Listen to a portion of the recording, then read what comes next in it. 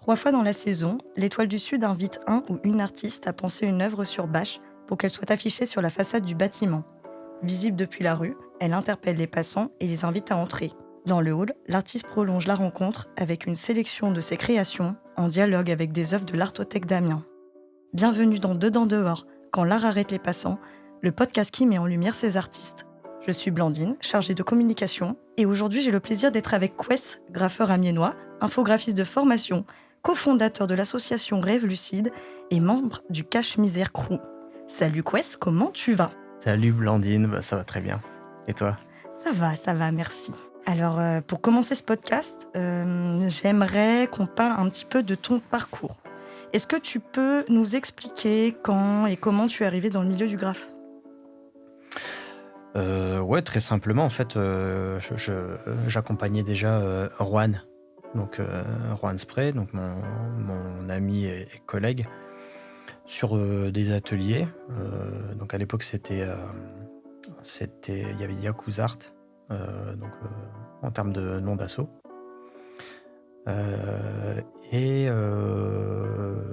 Donc c'était ses débuts dans le street art. Donc lui faisait pas mal de collages. Et lors d'un voyage à Las Palmas, aux îles Canaries, voilà, c'est là-bas où j'ai fait mon premier graffiti. J'ai été amené par la force des choses au fait de s'intéresser au milieu du street art. Étant gamin, je faisais pas mal de dessins. Je m'intéressais au graffiti, mais plutôt sur papier, quoi. Voilà comment j'ai été amené à matérialiser le goût que j'avais déjà pour le graffiti. Et c'était il y a combien de temps ? Donc ce voyage-là, c'était 2017, je crois. Et en 2020, du coup, avec Juan Spray, tu fondes l'association Rêve Lucide. Voilà. Et qu'est-ce que cette aventure t'apporte artistiquement, humainement ? Déjà, humainement, ça concorde avec le fait de se mettre à plein temps dans la peinture, sachant que moi j'avais un boulot à côté quand j'ai commencé à faire les ateliers pour filer un coup de main à Juan pendant à peu près 2 ans, où où je l'assistais dans les interventions qu'il avait dans différentes structures et où j'ai commencé à faire des ateliers BD manga et initiation, on va dire, au street art, avec un public de gamins. Donc suite à ça, après une discussion et puis un tournant professionnel, j'ai décidé de me mettre à plein temps dans la peinture. Via l'association Rêve Lucide, on a recréé une structure spécialement pour ça. Ça t'apporte ce que tu peux imaginer quand tu te consacres à plein temps à ta passion, quoi. Parce que je me suis découvert cette passion-là en même temps où, on va dire, je m'y suis mis à plein temps, en fait. J'avais eu déjà le goût de faire des ateliers, tout ça. En parallèle, j'ai commencé à peindre un petit peu, via différentes rencontres, notamment Namasté, ça a été une grande rencontre aussi, puisque c'est un graffeur parisien avec lequel on a bossé en fait au niveau de l'asso. Donc c'est-à-dire que on a fait des ateliers BD et des ateliers manga à Kansaro-Wiwa, donc c'est un centre culturel à Paris. Et lui, c'était l'un des premiers intervenants avec lequel on a bossé. En fait. Du coup, la rencontre humaine aussi, on a découlé. Et donc, voilà. Donc j'ai commencé aussi à peindre grâce à lui. Après, ce que ça m'apporte, plein de choses. Et c'est tellement vaste. J'aime à dire que je ne travaille pas, en fait. On en avait déjà parlé, mais j'aime au quotidien, je suis toujours dans ce remerciement de... Après, c'est marrant parce que tu pourrais me dire, ouais, mais en fait, c'est toi qui as fait la démarche. Donc, si tu remercies qui à part toi-même? Je ressens une gratitude parce que je vois que j'estime que j'ai de la chance de pouvoir vivre de ce qui me passionne sans avoir vraiment, à proprement dit, un sentiment d'aller au boulot. En termes d'apport, je trouve que c'est déjà énorme, quoi. Ouais, c'est vrai que c'est plutôt pas mal. Ouais. J'imagine que en plus, c'est un peu la grosse éclate. Et du coup, je rebondis sur là, ce que tu disais en parlant de gratitude, c'est que dans ton travail, il y a ce personnage là que l'on remarque qui a une espèce de visage très rond avec un énorme sourire que tu appelles Monsieur Gratitude. Est-ce que du coup, tu peux nous dire ce qu'il représente pour toi, à quelles occasions tu le peins, ou ça ? Ce que ça représente justement, c'est à la base, c'était une envie de pouvoir matérialiser ou on va dire illustrer ce sentiment que j'avais, sachant que quand je l'ai dessiné initialement, c'était sur une blague avec Juan. Donc voilà, on se faisait des petites caricatures de certaines personnes qu'on connaissait, tout ça. On aime bien rigoler, on aime bien faire de l'ironie. Puis voilà, je sais pas, il est apparu comme ça. Il y a des influences aussi un peu de manga. Il est très simple. Je pense que ça me fait toujours rire quand on me dit, mais en fait, c'est toi, en fait. Il te ressemble. Donc je le prends pas toujours au premier degré, mais avec du recul, je me dis qu'en fait, ouais, j'ai essayé de le simplifier au maximum. Je trouve que ouais, il me ressemble quand même pas mal. Il a eu plusieurs étapes de vie. Donc il est né officiellement en avril 2019. Pareil, Non, ah bah non, je t'ai dit une bêtise. Donc le voyage en Andalousie, c'était en 2019. Tu vois. À Las Palmas, c'était en 2019 parce que c'est là le premier où je l'ai fait en pochoir. Donc Juan, il m'avait sorti des pochoirs pour tester pendant qu'à cette époque-là, lui, il faisait toujours du collage. Donc c'est le premier pochoir que j'ai fait de ce personnage-là et c'est la première peinture à main levée aussi que j'ai faite du personnage pour tester en fait. Donc voilà, on avait réussi à prendre de la peinture en soute. Il est apparu officiellement sur un mur à ce moment-là. Puis voilà, je sais pas, je le kiffe en fait, je le kiffe bien. Il représente des trucs que j'aimerais, je sais pas, il représente plusieurs aspects de ma personnalité. Des fois, c'est de la remise en question. Ça peut être soit de la remise en question ou le fait de matérialiser, le fait d'être en gratitude. Il a un petit côté un peu espiègle, il a un petit côté qui se fout un peu, qui se moque un peu. On sait pas très bien. Tout ça, c'est des retours qu'on m'a fait en fait, des remarques qu'on m'a fait autour du personnage et que j'ai trouvé pertinent parce qu'en fait, ça me ressemble assez. Voilà. Donc effectivement, c'est juste une espèce de gros smiley, un gros personnage avec un grand sourire. Au quotidien, ça m'accompagne en fait. C'est voilà. Autant dans le désir de gratitude, d'exprimer un remerciement. Donc c'est parti de là. Puis ça peut être aussi dans des moments où j'ai pas forcément envie de sourire personnellement et puis que ça fait le contraste avec le fait de dessiner un personnage avec un grand sourire. C'est un peu, il y a un peu d'introspection, il y a plein de trucs, il y a plein de trucs perso en fait. Ok. Mais du coup, on le retrouve sur tes fresques, sur des On le retrouve sur toiles. des fresques, ouais, parce que principalement, j'ai commencé à le peindre dans la rue. Initialement, je faisais que le visage avec les petites mains qui dépassent, comme si il commençait à apparaître, en fait, finalement, jusqu'à ce que je lui mette un corps et que je le dessine de plein pied, quoi. Donc après, je l'ai intégré dans des fresques quand je me suis un petit peu aguerri avec la bombe de peinture et que je pouvais me permettre de faire des trucs un peu plus propres, notamment dans mes sorties peinture avec les copains du cache-misère, quoi. Mais du coup, en fait, il n'y a pas que Monsieur Gratitude dans ton travail. Mhm. On retrouve ce que tu appelles le kentégraphie. Est-ce que tu peux nous expliquer ce que c'est, ce que ça symbolise pour toi aussi? Et est-ce que ça va aussi de pair avec ce personnage? C'est totalement différent? Comment tu penses le tout? Alors le kente, en fait, ça part de Transition, donc le musée éphémère d'Abbeville.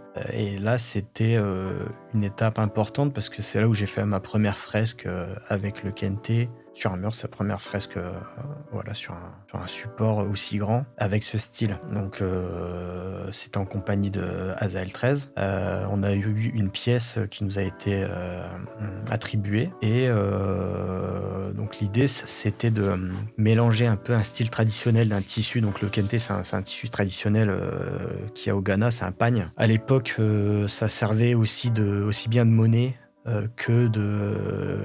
d'attributs en termes de statut social. C'est-à-dire qu'il n'y a que les nobles ou les membres de la famille, genre des chefs de village, qui pouvaient porter ça, en fait. C'est-à-dire que si tu n'étais pas autorisé à le porter, même si tu pouvais en avoir un bout, bah, il y avait une hiérarchie, il y avait des règles, en fait, par rapport à ça. Et ce qui faisait que c'était un truc, vu que c'était tissé à la main, qui a une certaine valeur. Donc là, maintenant, c'est démocratisé depuis. Mais ça, c'est vraiment typiquement ghanéen.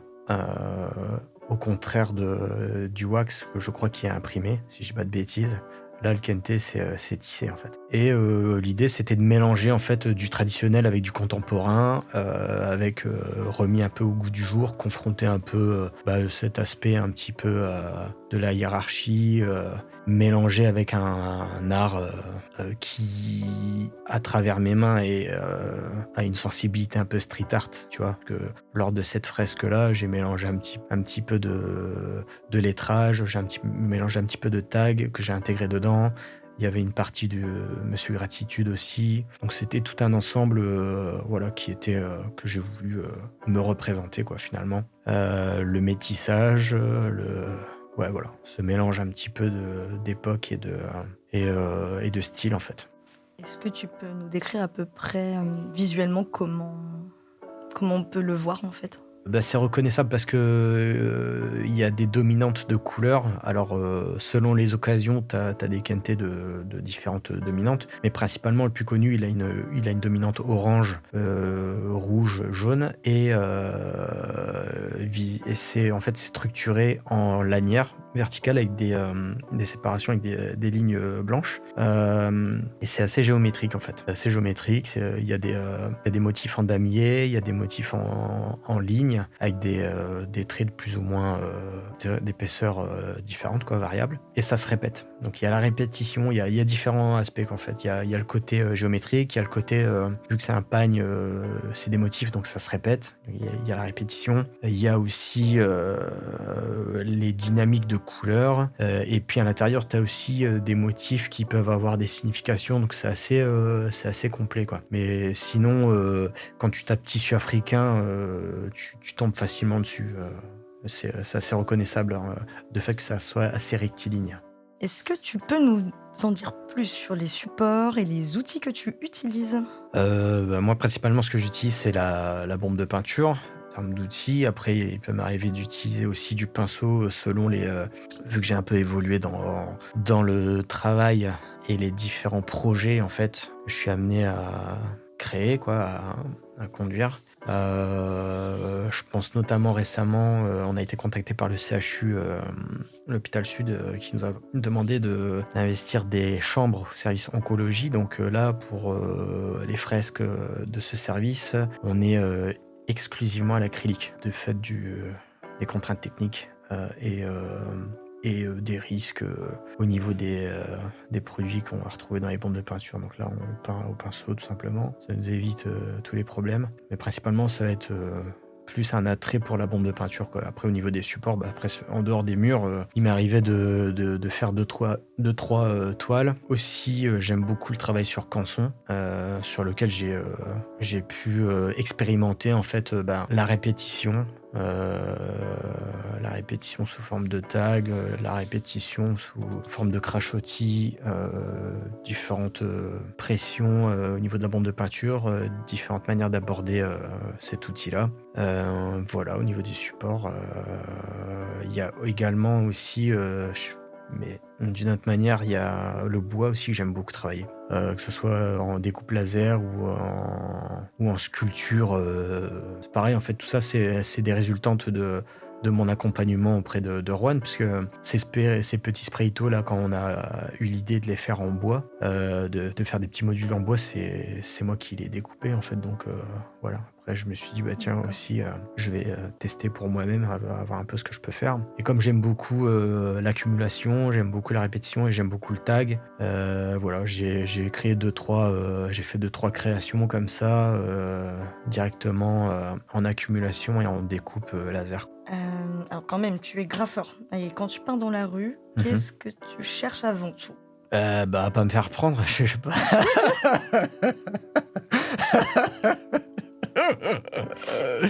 Franchement, J'aurais c'est peut-être tellement dû évident. réorienter la question autrement. Est-ce que c'est plutôt une adrénaline? C'est parce que, je sais pas, Voilà. tu veux que ce soit vu par le plus grand monde? Parce que, Ah, ok, d'accord. j'imagine plus Ouais, je dans ce vois. sens-là que ne pas se faire prendre. On va dire qu'il y a eu, on va dire qu'il y a eu différentes étapes, tu vois, là-dedans. C'est-à-dire que quand j'ai commencé à peindre, j'ai commencé à aller peindre solo, en fait, et j'ai essayé de me trouver des spots où je pouvais peindre tranquille. Donc c'était pas forcément des trucs visibles, que ça soit de la rue ou des lieux faciles d'accès. Tu vois, donc j'ai D'accord. été peindre dans des coins, dans des friches, j'ai été peindre dans des coins où je savais que personne n'allait voir ma peinture à part sur Instagram, tu vois. Et c'est ce qui pallie un peu aussi au fait de vouloir montrer absolument sa peinture. C'est parce que tu sais que si tu as la photo, bon, bah après, tu te poses plus la question.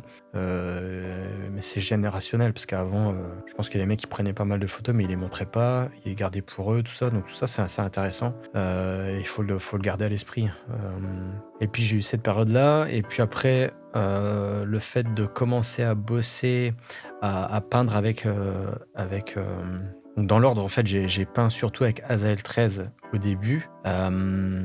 Il se posait toujours la question, il se posait toujours la question du spot, où est-ce qu'on va peindre, etc. Donc après, on essaie d'avoir des coins assez tranquilles si on veut faire des peintures un peu abouties avec de la couleur et tout, et qu'on va pas faire ça à la va-vite. Donc ça, c'est un aspect. Après, il y a aussi l'aspect du bonhomme gratitude, là, qui lui, je sais que en top chrono, je peux le faire en quelques minutes. Donc je peux plus me permettre de le mettre facilement à des coins de rue. C'est pas la même démarche.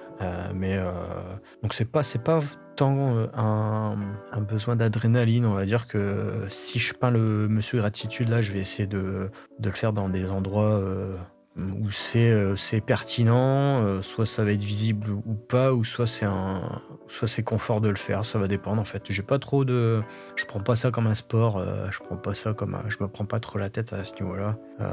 Je veux que ça reste un plaisir sans que ça soit en mode à regarder derrière moi, quoi. Oui, donc l'idée, c'est pas que ce soit vu absolument, c'est plus... Bah, je sais que ça sera vu par une ou deux personnes, mais bon, voilà, après, avec les outils actuels, encore une fois, le fait de pouvoir prendre en photo, si je veux que ça soit vu, j'ai qu'à le publier, en fait. Je me prive pas.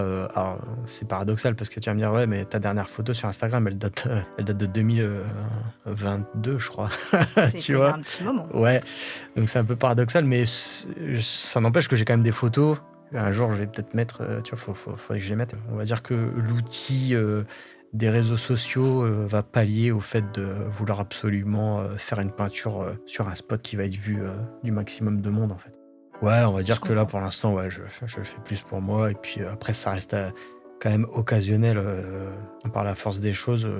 Peint plus forcément autant dans la rue, quoi. Faudrait peut-être que je me remotive à faire ça, mais moi j'aime bien que ça soit confort. Il y a pas mal de week-ends où on organise des peintures avec les cache-misères, et du coup, le plaisir de peindre à plusieurs et de faire des grosses fresques, je pense que ça prime sur le fait d'aller tout seul faire sa peinture, et que ça soit pas autant abouti parce qu'il y a les contraintes de la rue, parce qu'il y a les contraintes de tout ça. On n'est pas sur du graffiti à proprement dit. Même après, on peut même se poser la question que est-ce que les mecs qui font du perso, c'est du graffiti, quoi. Tu sais, moi, je suis ouvert à ça. Ça me dérange pas de reformuler, tu vois, de redéfinir les choses, hein, tu vois, parce qu'au bout d'un moment, tout ça, ça évolue. Je pense que moi, ma définition, le graffiti, c'est avant tout du lettrage. Ouais. Et c'est une discipline qui se fait dans la rue. Donc si pour moi, quelque part, il y a un monde où si tu fais pas du lettrage, et si tu le fais pas dans la rue de manière illégale, il est possible qu'on n'appelle pas ça du graffiti, et ça me choque pas, tu vois. Je vois. Donc voilà. Faut le prendre aussi en compte dans la façon d'aborder ça, parce que c'est important et parce que c'est comme ça que c'est né, en fait. Donc tu vois? Ouais, je comprends. Mais du coup, tu parlais du Cache-Misère Crew. Vous êtes rencontrés, du coup, comment? Vous êtes combien? Vous peignez quoi? Parce que du coup, on a envie d'en savoir plus, là, enfin, surtout moi, hein. Parce que Ouais, je dis on parce que je suis pas présentée, mais on a une stagiaire avec nous. ouais.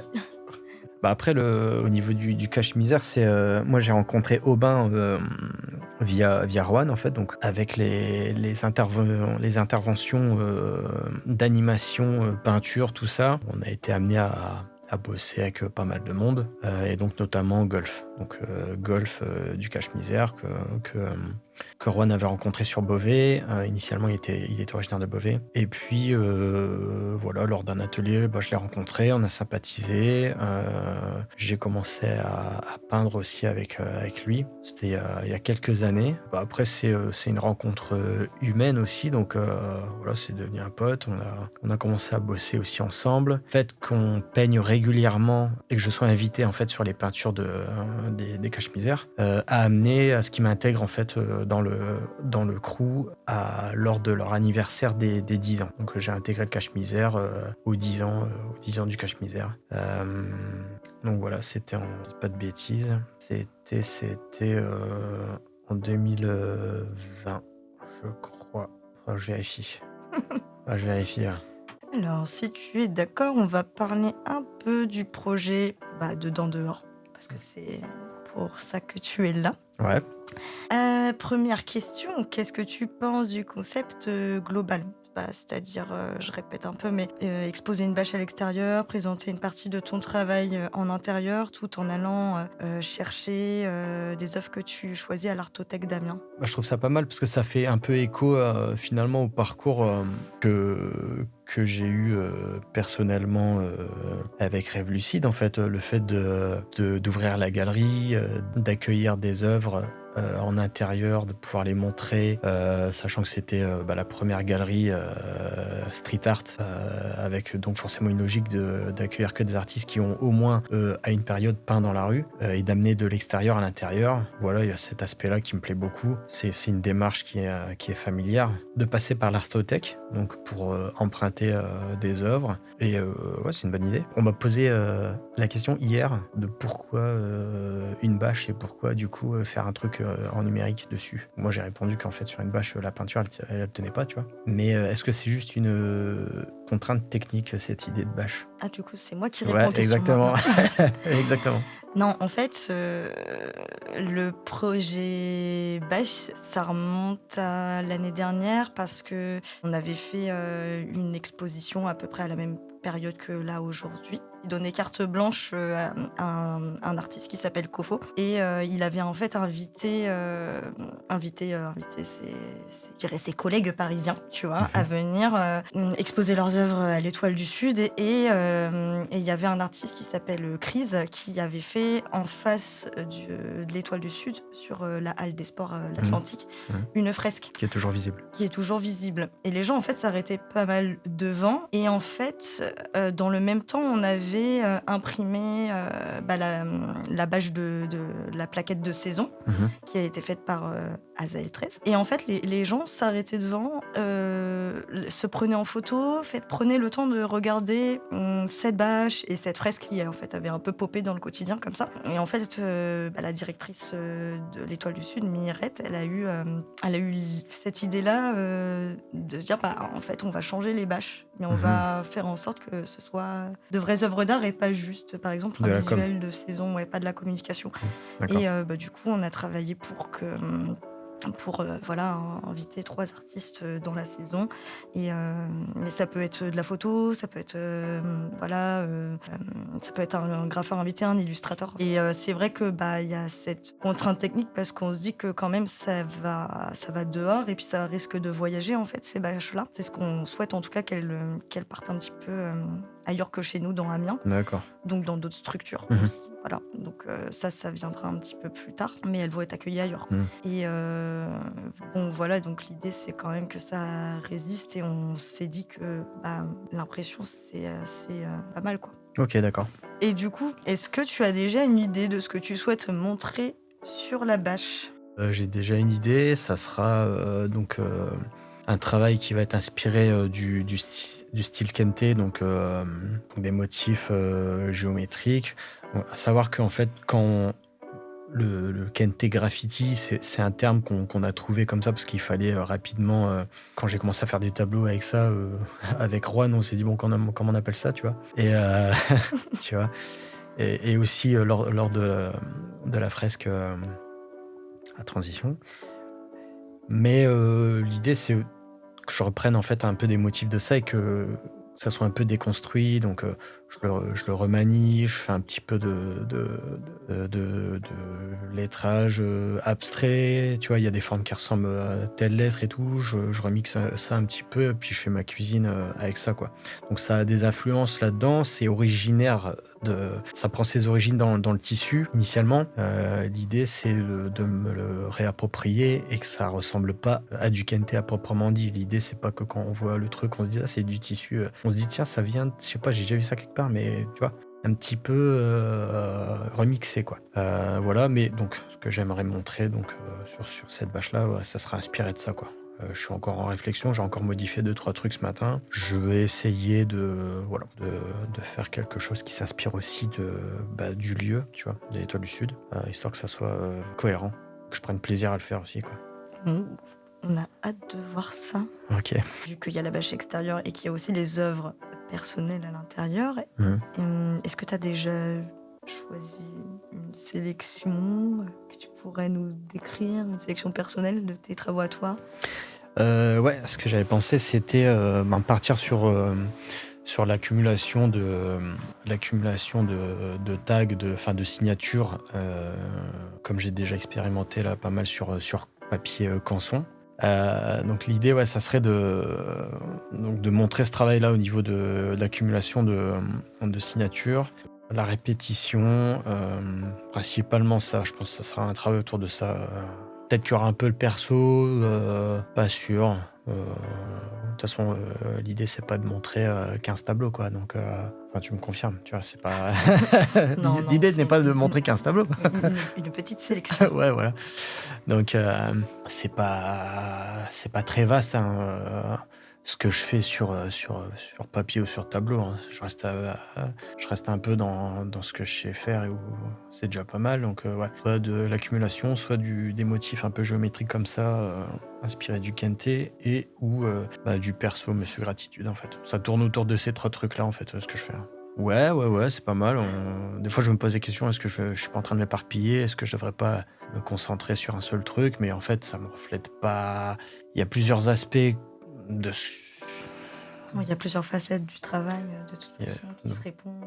qui se répondent parce que c'est plusieurs facettes des trucs que je ressens et qui sont moi, quoi. Donc, Par rapport justement à ton travail et aux œuvres de l'Artothèque, est-ce que tu peux nous donner le nom des artistes que tu as choisis, le titre des œuvres et pourquoi tu les as sélectionnés en regard de ton travail? Alors, oui.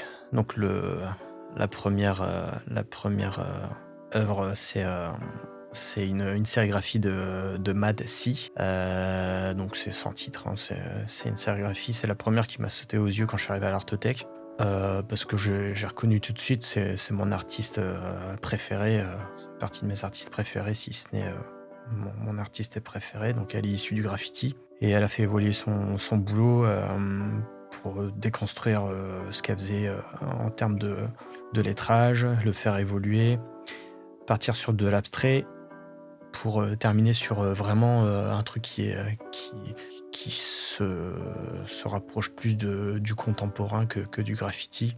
Et j'aime beaucoup l'évolution du boulot, j'aime beaucoup les couleurs, la façon de traiter ces grandes traces, parce que là, elle bosse avec des grosses brosses.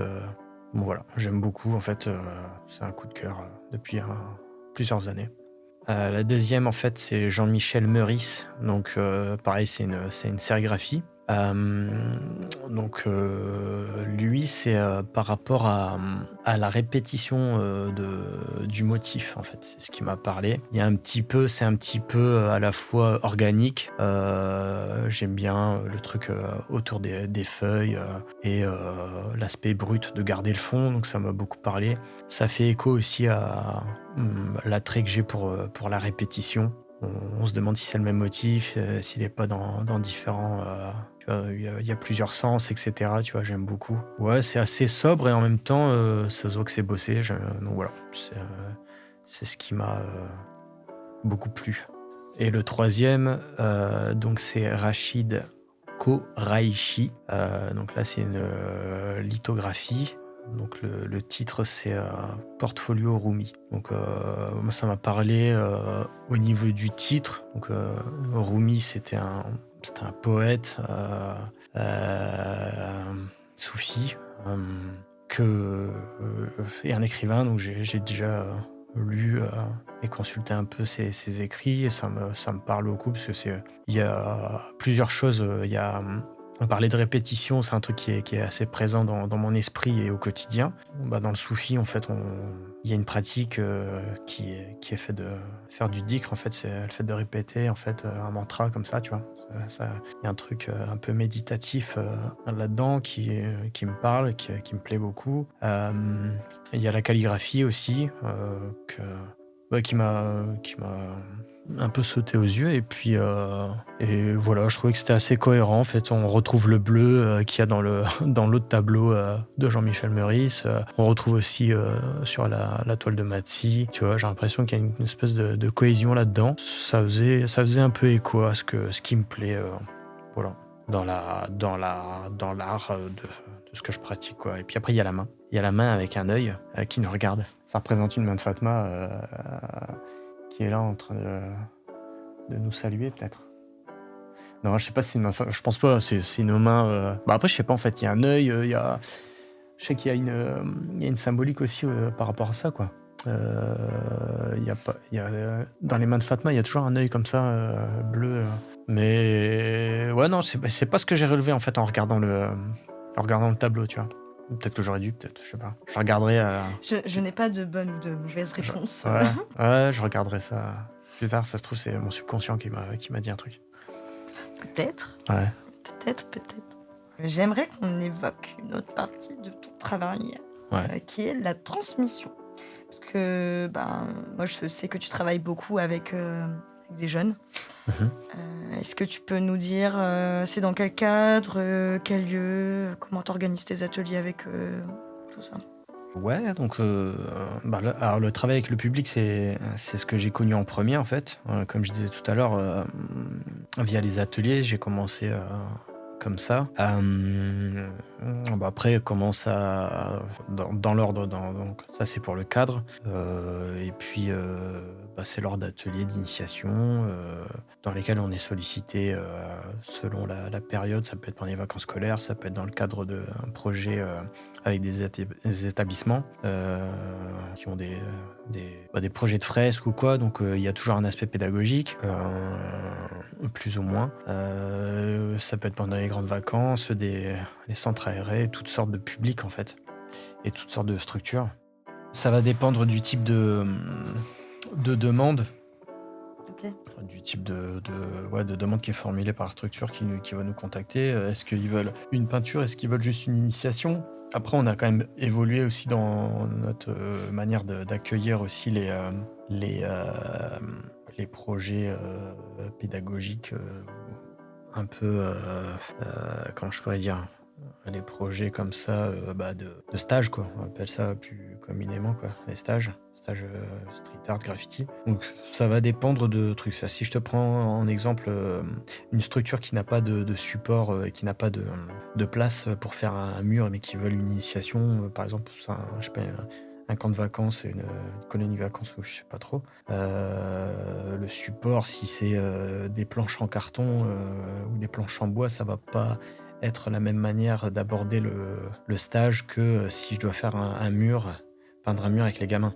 Ouais. Nous, on favorise le fait de peindre des murs plutôt que des petits supports parce que déjà, on prend moins de plaisir.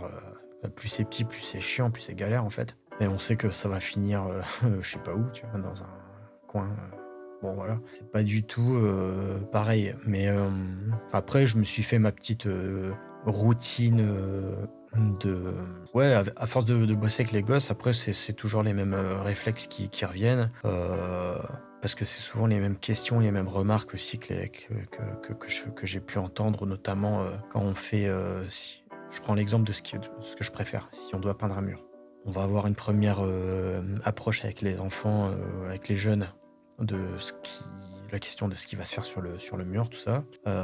Si ils donnent leurs idées, etc. Nanana. Bah voilà, on va noter ça ensemble et puis on va construire une maquette. Une fois sur le mur, ou même pendant le fait qu'on crée la maquette, on est toujours confronté à des remarques comme ouais, mais moi je sais pas dessiner et tout ça, tu vois. Donc j'ai pris pour habitude de toujours prendre un exemple un peu bateau, mais c'est un exemple qui est parlant.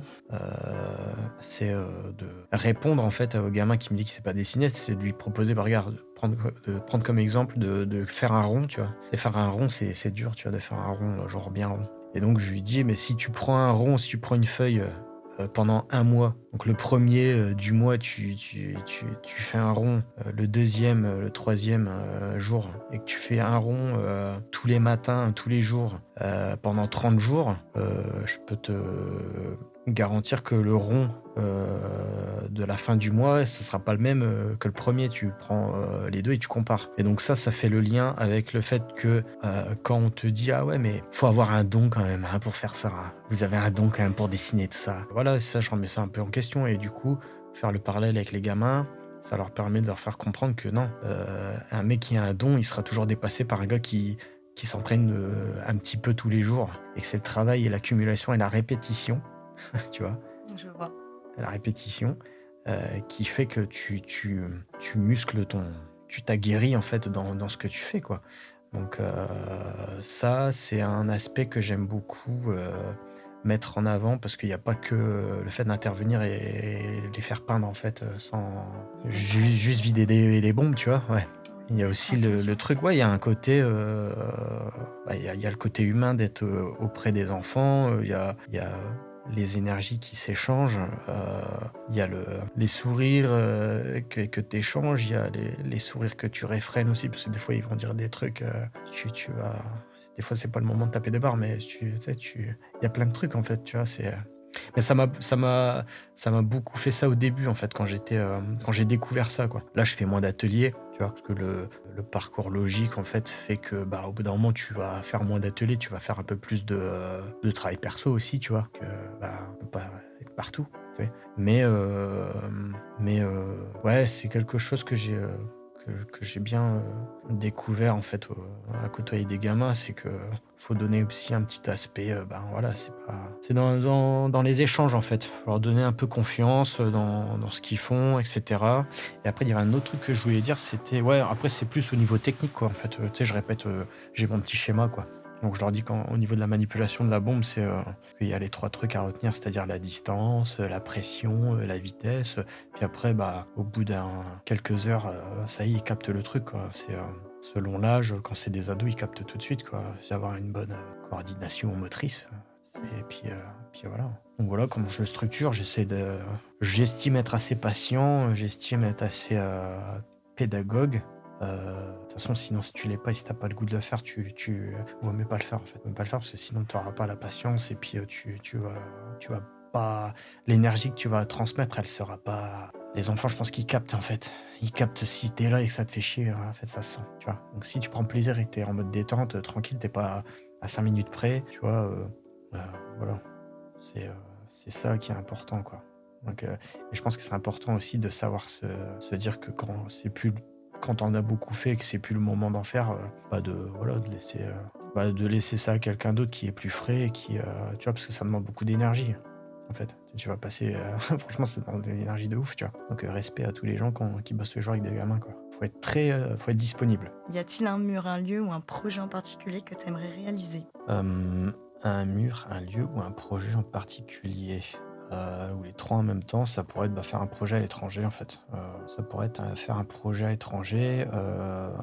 Donc là, cette année, j'ai eu la chance d'être pris à un festival là, donc c'était pas si loin que ça, mais c'était en Espagne, à Blanes, à côté de Lloret del Mar. C'est une première expérience dans le cadre d'un festival officiel voilà, à l'étranger, mais ouais, j'aimerais bien faire des projets à l'étranger, quoi, que ça soit avec Rêve Lucide ou postuler voilà, sur un festival existant. Mais idéalement, ouais, je pense qu'idéalement, j'aimerais bien que ça soit porté par Rêve Lucide et qu'on invite des artistes et qu'on fasse un truc à l'étranger, en fait. Tu vois. Ouais. Est-ce que tu aurais un mot ou un conseil pour celles et ceux qui voudraient se lancer dans le graffiti ou qui hésitent à le faire?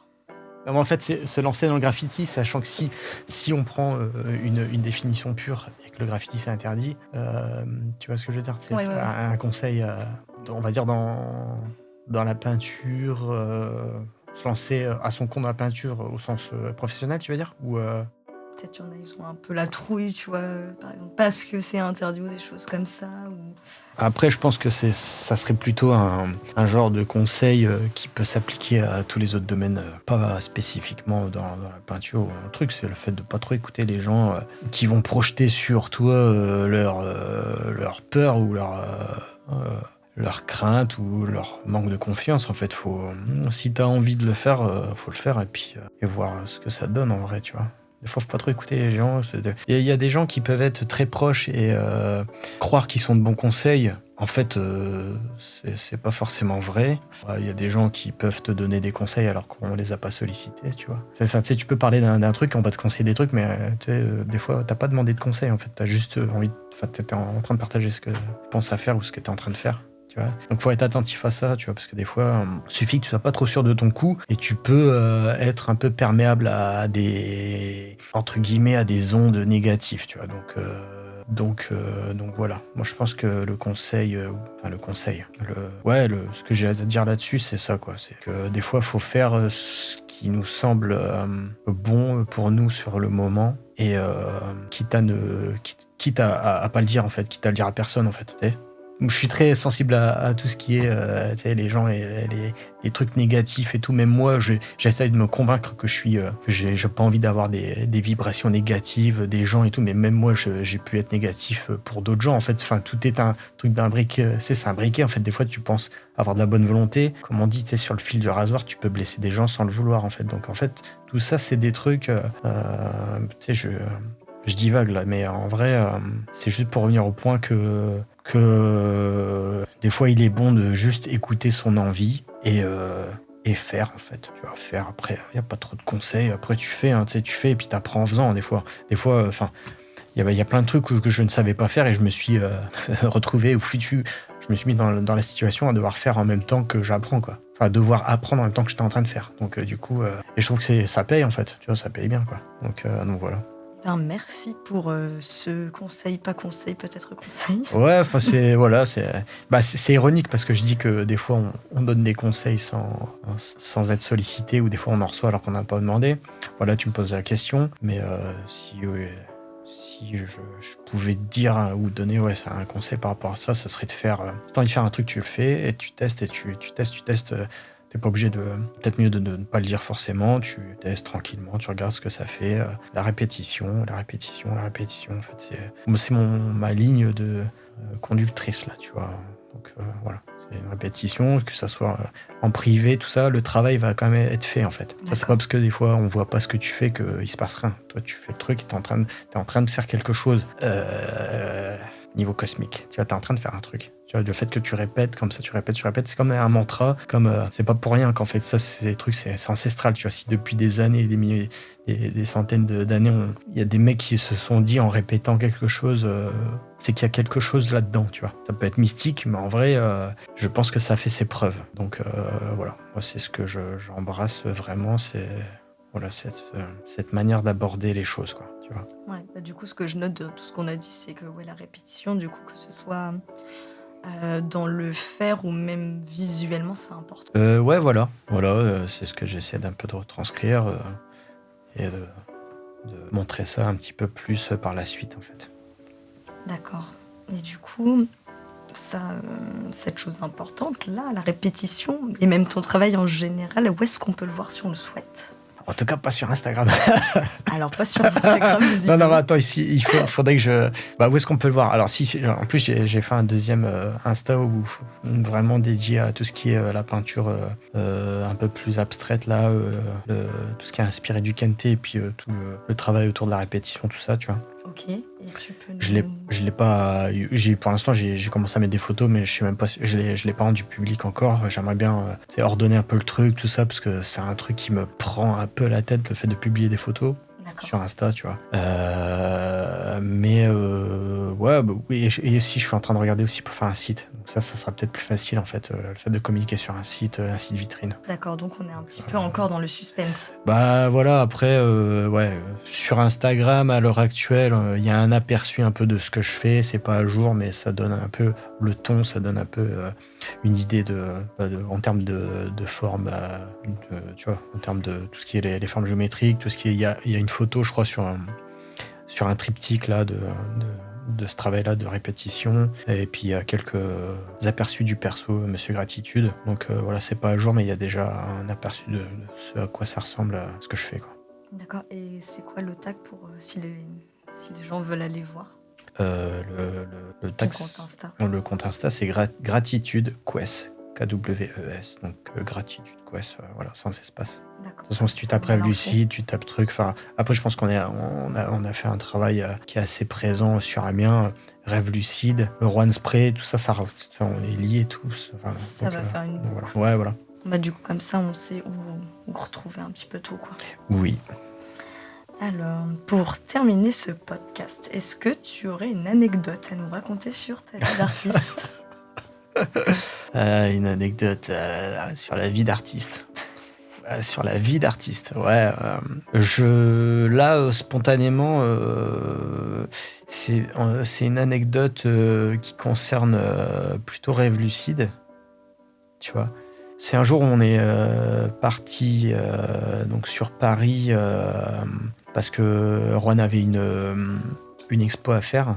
Donc on est parti chercher une pièce pour l'expo de Porsche. Tu te rappelles? Tu sais, il y avait la pièce de Porsche là. Ouais. Donc c'était une jante. C'était le centenaire, tu vois. C'est bon, je remets bien en place cette exposition. Voilà, donc il y avait ça. Et en fait, genre le nom de la galerie, je sais plus, je crois que c'est la galerie Perrotin, je crois, mais je suis plus très sûr. Et en fait, on arrive sur le trottoir, on se gare, on a de la chance d'avoir une place juste devant, donc c'est nickel. On sort, et à ce moment-là, c'est là où le mec de la galerie ouvre en fait. Donc on le voit rentrer, donc ça se passe nous, on est à quelques mètres, donc le temps qu'on arrive, il y a un autre gars en scooter qui arrive, tu vois, qui se gare devant, qui est en train d'attacher son truc. Et donc on le salue. Moi, j'arrive derrière parce que tu sais, c'est surtout Gère qui vient chercher son truc, tu vois, ça jante. Et le mec que je salue, il me dit « mais je te connais et tout ».